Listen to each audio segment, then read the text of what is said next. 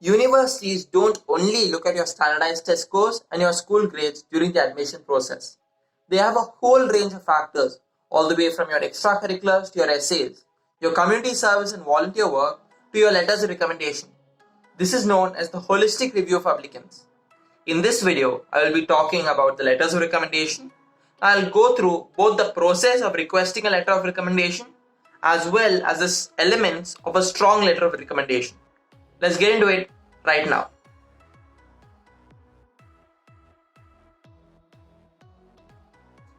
Now, most universities require 3 letters of recommendation, 2 from academic teachers and 1 from a high school councillor.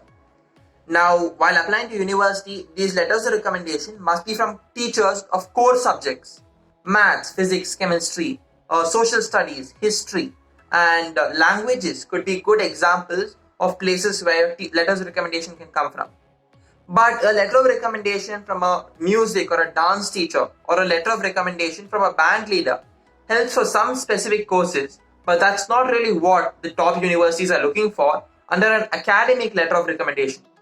Now, universities recommend reaching out to the teachers who know you best. Now, a teacher who knows you well will have a lot of content to write about in the letter as well, and thus that would be much stronger as a letter of recommendation than a teacher who barely knows you. The teachers are encouraged to use specific examples or instances from your interactions with them in the letter to explain why you are an amazing candidate. Now, if you are applying for a mainstream STEM course like engineering or computer science, then it makes sense to get both of your letters of recommendation from STEM teachers. But if you're applying for a course in business or in the liberal arts, then you can choose the teachers who teach the subjects related to your course preference in university. So, while requesting a letter of recommendation, it's best to start as early as possible, giving the teachers a long time, maybe even a month, to write out their letters. You could also talk to them about specific things that you would like them to add in your letter. You could also talk to them about specific instances that you want them to highlight while writing their letter. Now we go on to the high school councillor's letter of recommendation. Now this will be much more of a broad letter because he or she wouldn't have taught you a subject in high school. Now they would be mainly talking about your impact on the school at large. So while getting this done, maybe you could give them a list of your achievements in school, or maybe a list of the most influential things you have done in your high school.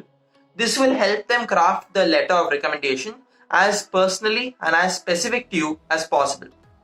Now bear in mind, application officers are going to go through all of your letters of recommendation and to see how you are contributing not only to the campus but also to the classroom. So make sure to get everything done really early so that none of the teachers have to write out the letters in a hurry and miss out some key elements which you would want in your letter. Now, the most important part of a letter of recommendation is about how you are in a classroom. Now, teachers can give anecdotes and examples about you as a student in the classroom. These are very helpful in the application review process.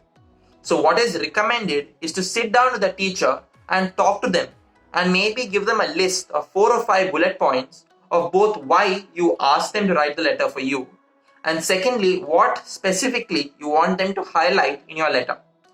Give them specific examples and anecdotes that they can incorporate into your letter. Khan Academy has a very good article on this, and I will link it in the description box down below. Now, what you need to avoid is basically called the template recommendation.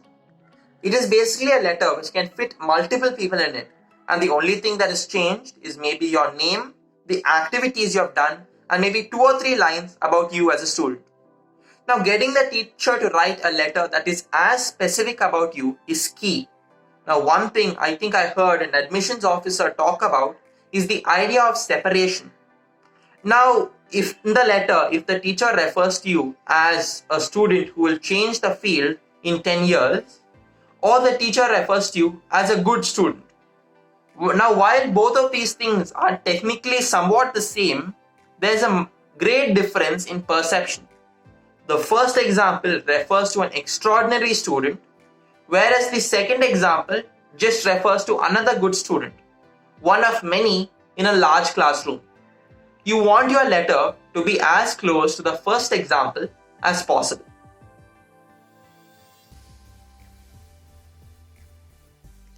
Thus, in conclusion, letters of recommendation are very important. A thought out and well executed letter could be the very thing that gets you into your top choice university. Now, if you found this video informative, please like and share it with all of your friends. And also, for more content on the university application process and on standardized tests, don't forget to subscribe to the channel below. If you have any questions again on the university application process or on any standardized tests, comment down below as well. I will see you in my next video.